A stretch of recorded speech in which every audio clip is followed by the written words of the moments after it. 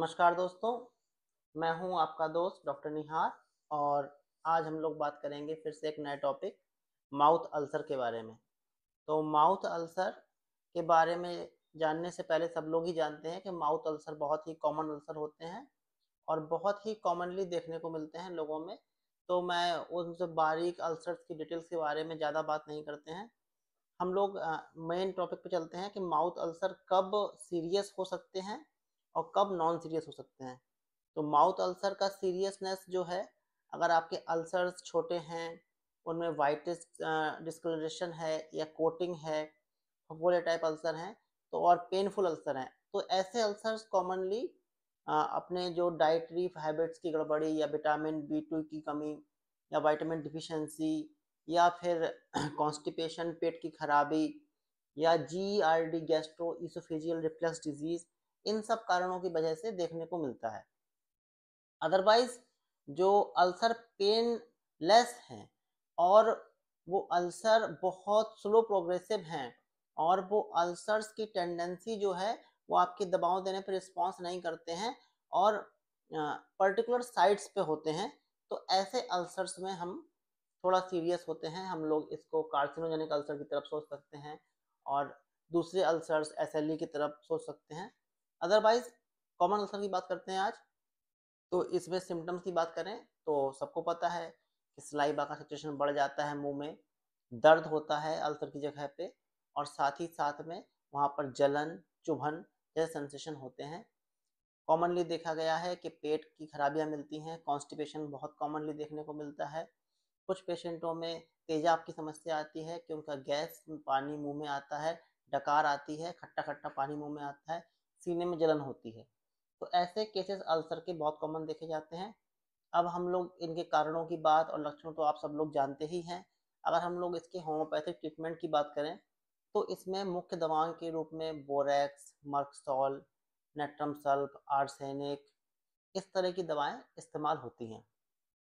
Symptomatic तौर पे दवाएं हर किस्म पेशेंट के लिए हर जगह पे अलग हो जाती हैं। एक ही दवा हर पेशेंट को नहीं चलती है।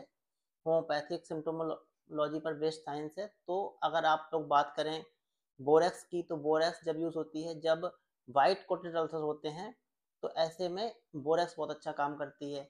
अगर वही अल्सर छोटे हैं और या फिर मसूड़ों की तरफ ज़्यादा पास में हैं और मुंह से सलाइवा बहुत ज़्यादा बन रहा है, तो ऐसे केसेस में मर्कसॉल बहुत अच्छा काम करती है। अगर जो अल्सर है उसमें बहुत तेज जलन हो रही है और पेशेंट बहुत कमज़ोर है, उसको बेचैनी बहुत ज़्यादा है, तो ऐसे केस में आर्सेनिक एल्बम बहुत अच्छा काम करती है। नेट्रम सल्फ उस केसेस में बहुत अच्छा काम करती है जब आपको अल्सर के साथ साथ कोई लिवर डिसऑर्डर देखने को मिलता है पेशेंट में, और लिवर डिसऑर्डर या गैस्ट्रिक रिफ्लक्स की वजह से अगर अल्सर बार बार आते हैं, तो ऐसे केस में नेट्रम सल्फ बहुत अच्छा काम करती है। एसिड नाइट्रिक बहुत अच्छी दवा है जब सलाइवा बहुत ऑफेंसिव बदबूदार होता है, तो ऐसे केस में एसिड नाइट्रिकम बहुत अच्छा काम करती है। और भी कई दवाएं हैं जैसे लेकेसिस हुआ, हाइड्रस्टिस हुआ, इचनेशिया हुआ, इस तरह की ग्रुप ऑफ मेडिसिन हैं जो different type of ulcer, ulcer का टाइप, अल्सर की साइट, अल्सर के साथ में माउथ की सिक्रेशन, उनका ऑफेंसिवनेस, उनका माउथ में ड्राइनेस, थर्स्ट, इस तरह के वेरियस सिम्टम्स के ऊपर वेरियस मेडिसिन काम करती हैं।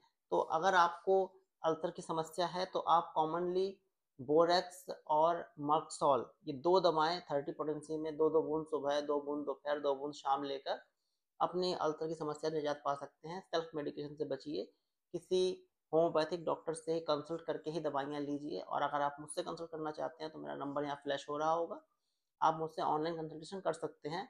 अदरवाइज अगर इसके अलावा ये दवाएं जैसे आपने खा ली हैं या किसी डॉक्टर ने आपको दी हैं, उसके बाद भी आपको अगर रिलीफ नहीं हो रहा है, तो ऐसे केसेस में आपको प्रॉपर केस टेकिंग और प्रॉपर मेडिकेशंस की ज़रूरत पड़ती है।